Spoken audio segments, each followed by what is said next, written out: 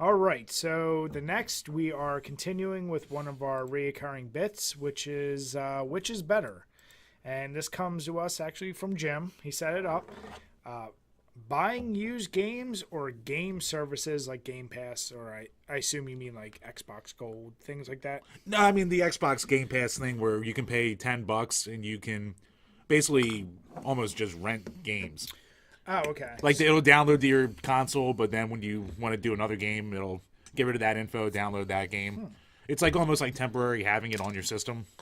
So that was the thing, I guess, I was kind of confused about, since I don't do the Game Pass and I know PlayStation has a version of it. So you don't, when you download it, you can only do one game at a time? Yeah, I think so. Huh. Okay. Because I was when I was down in Texas for Thanksgiving, our in-law, they have it, and it was kind of cool because if you wanted to play a game, you could just download it. It's almost like flashing it on your hard drive. Now, depending on the size of the game, it'll take a while, but so it's an excuse. But it gives you a big catalog of games that like you never fully clog up your. But you're not keeping them, so You're not keeping them forever now. So it's and I believe the games switch in and out what they have. I'm not 100% sure. Okay. But basically, what I want to say is, what's like kind of the better option for cheap gaming?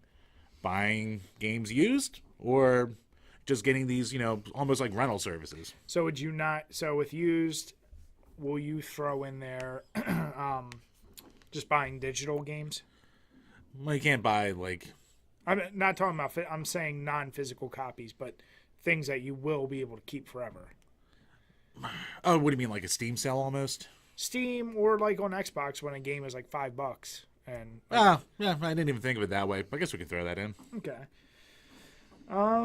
So I don't do the game services, and I didn't do it kind of for the reason you're describing. I didn't even like the idea of the Game Pass when I thought. See, I just opened it the other way again.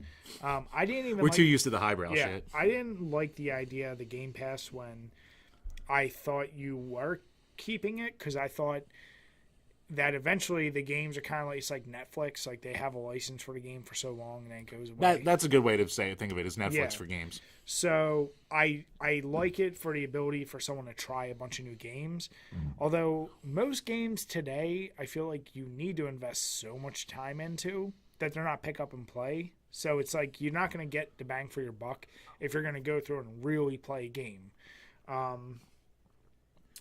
Buying used games obviously is always kind of a crapshoot, whether you're doing physical or Xbox, because you might just be picking up a game that you've always wanted to play and it might suck or it might not. Used games in the physical realm are always obviously a little tricky because the disc could be fucked up or there could be something physically wrong with it. And you're not retaining any value for that game. Like, even if you're paying $10, if you ever go to return it, you're getting nothing back. Right. So, I will always go the route of just buying a game, and me and you, I think, are pretty similar. Like, on Xbox, I bought an extra 3 terabyte hard drive just for games when they go on sale. Like, I always get games as soon as they come on sale for Xbox. I think I counted. I have like something like 78 games or something. Jesus. Just because, this game that I've heard about, it's like $5, $10. Oh, why not get it? But now I have a fucking backlog of games that I don't know if I'll ever get to. And some of them, honestly, I don't know if I'll ever play, but I just keep getting them. Right. So, yeah, it's like... And you mean outside of like the free ones you download just because they're free with games for gold? Outside of games with gold, yeah. So, honestly... I probably am wasting more money doing it my way.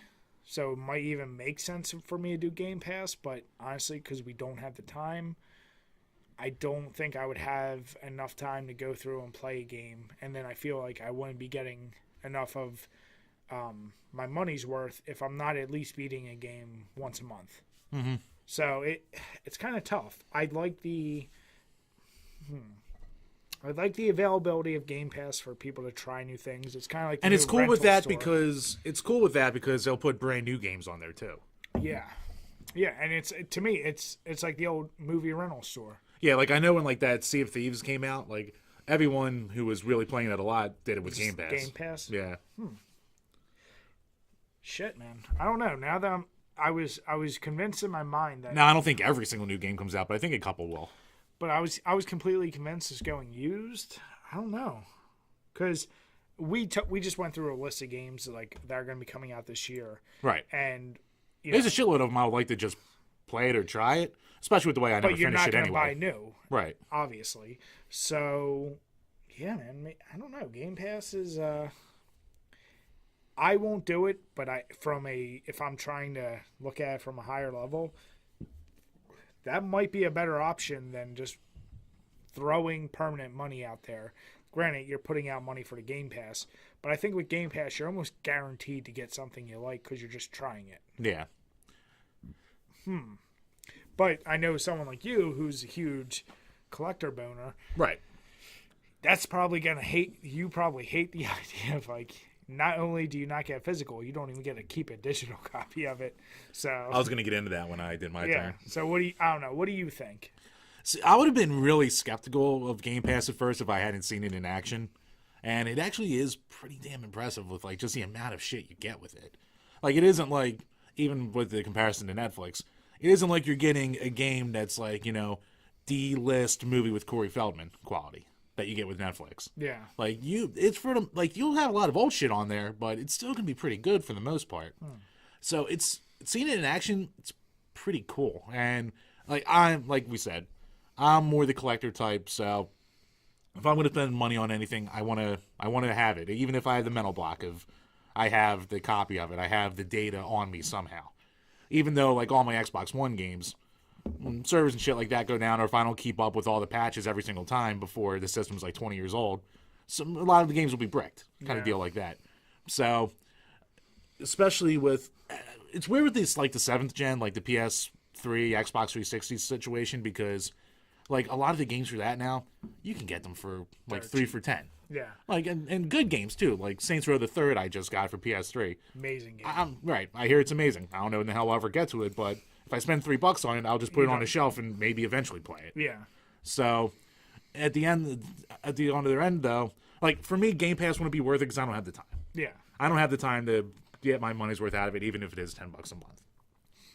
So for me, it works out better to just have the game, put it on a shelf, and get to it when I can. And if it's used, then hopefully it'll be dirt cheap by then. So I guess though. But I mean, if you're going to come from like the whole games preservation thing or the collector kind of field, of course you're not going to go for it. But yeah, and seeing it in action, it's actually it's a pretty good service. But let's be honest, game preservation. I hate people who use the term game preservationist because people who have like, I have 50 NES games. I'm a game. No, you're not. Like there are legit ones out there. Right. So even if you're just a hardcore collector, you need to be the guy with the full TI 99 collection. Yeah. Like okay, so if you're a game collector like you just said, Saints Row the Third, great game. You don't know if you'll ever get to it because you're playing games like Flower. So the thing is, that game, not only did it cost you money, but you figure now it's just taking up space. Right. And most likely, let's say you never get to it. You're just going to sell it off for $1 at a garage sale. Like, you're never going to get any more value. You're never going to get I'll never make a cent on that. Yeah. Or you're just going to give it away. So it's like, at the end of the day, was it even worth it for you to do that? But like you're saying, if you get Game Pass, you put out that money yearly, monthly, whatever it is. Monthly, I think. And you're probably, I feel like it's like a gym membership. If you're putting out money monthly, there's a mental block like, okay, I need to at least play one fucking game. So you're going to play at least new games that you probably wouldn't. That's a good point. If you play at least one $60 game a month using that, then it's probably worth your money. Right. Whereas, it might only be $3 for Saints Row 3, but then you might have like 6 games at 3, like you might keep adding it up, and now you're also taking physical space. Right. So this is a tougher one than I thought. I know I go the path of used games and even the digital used games, but Game Pass, honestly, putting our shit aside of not having time, I think if you're single, it's without doubt do Game Pass, because I did GameFly for a while for this reason, to just try games.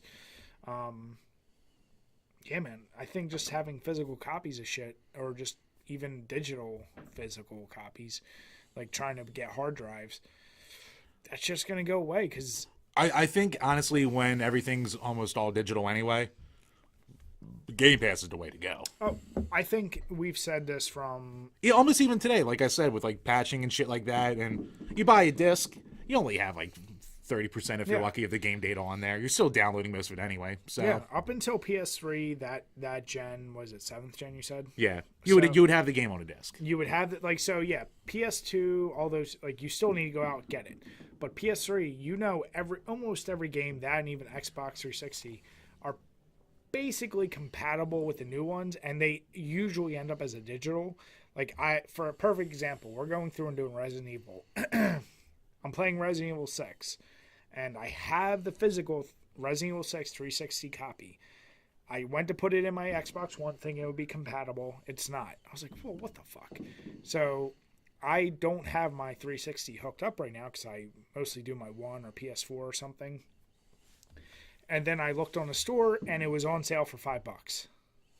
And it was upgraded for Xbox One. So I was like, fuck it, I'll just get it there. Like, to me, it was worth it just to do that than, like, hook up the old Xbox, probably get the update. Like, I knew it was going to be a whole big thing. I was already hooked up with my Xbox One to my game capture.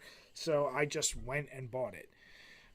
After I beat it for this review, I'm never going to play it again. So it probably was a waste, but like there's a thing of convenience that I think our generation and most generations, like, man, what's going to be convenient? And in the future, all games when they go just digital, which will happen.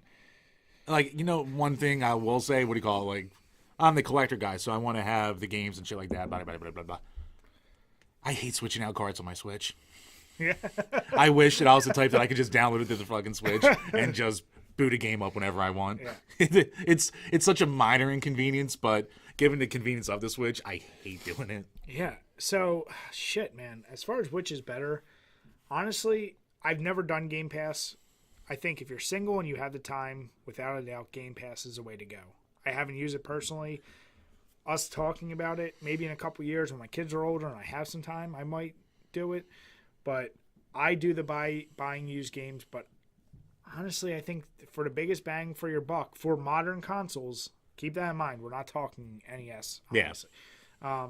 Yeah, that's probably the way to go. Yeah, I'll say for everything before this generation, buy the used game. Yeah. For this generation, though, Game Pass is really the way to go. Probably moving forward as well. Yeah, probably. And more things are just going to adopt a system like it. Yeah. So let us know what you guys think. If you use Game Pass or whatever the PS version is, I'm kind of curious. I'm still hesitant because we don't have the time. But yeah, used games, I feel like I'm seeing a pattern of I keep buying, and I know I don't go back. Like, a perfect example. Oh, this is $2 now. I'll get it. Yeah. Will I ever play it? Well, who knows? Yeah. But yeah, if I added up all that, I'm like, it might actually even out to what I would pay for a Game Pass. And like I said, Game Pass, I would mentally force myself like, well, fuck, the new game's out. I might as well download it and get a few hours in. Right. And like you said, if it's a $60 game, that pays for it right there. Mm-hmm. So, yeah. That's a good one. I'll give you that one. Yeah, go me. I thought of it on the toilet. Where else are you, Jim? That's a good point. That's where I do all my best thinking. All right.